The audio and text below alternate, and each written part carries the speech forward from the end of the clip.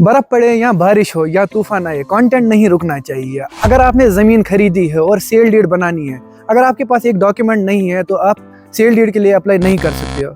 ये डॉक्यूमेंट क्या है, उसको फ़र्द कहते हैं। अब फ़र्द क्या होता है, चलिए समझते हैं। कागजी बातों के 8वें एपिसोड में आपका खैर मकदम है।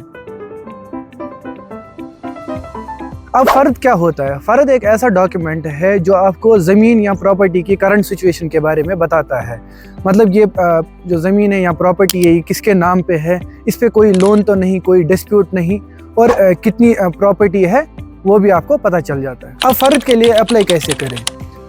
बायर, सेलर और जो पटवारी, कंसर्न पटवारी होगा उस एरिया का, वो सारे मिलके उस ज़मीन पे जाएंगे। वहाँ पे एक जियो टैग फ़ोटो लेंगे जो आपको उस ज़मीन की जीपीएस लोकेशन देता है।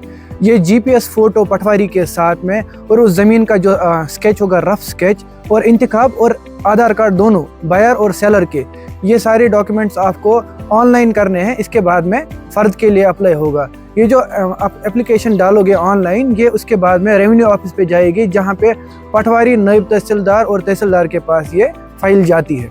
रेवेन्यू ऑफिस में ये एप्लीकेशन जाने के बाद 4 सिचुएशंस क्रिएट हो सकती है।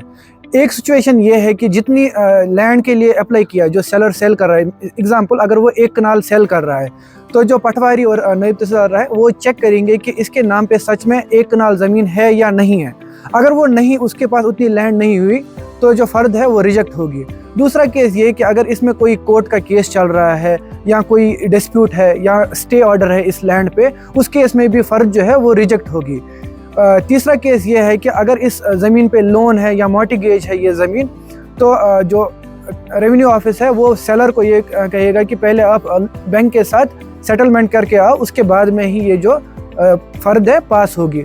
चौथी सिचुएशन ये है कि अगर सारी चीज़ें क्लियर हुई, कोई डिस्प्यूट नहीं हुआ और जितनी लैंड के लिए अप्लाई किया है उतनी लैंड है सेलर के पास में, तो जो फ़र्द है वो आपके नाम पे आ जाएगी। फ़र्द पास होने के बाद में ही आप सेल डीड के लिए अप्लाई कर सकते हो। ऐसी इंफॉर्मेटिव वीडियोज़ के लिए कश्मीर रियल्टी को फॉलो करें।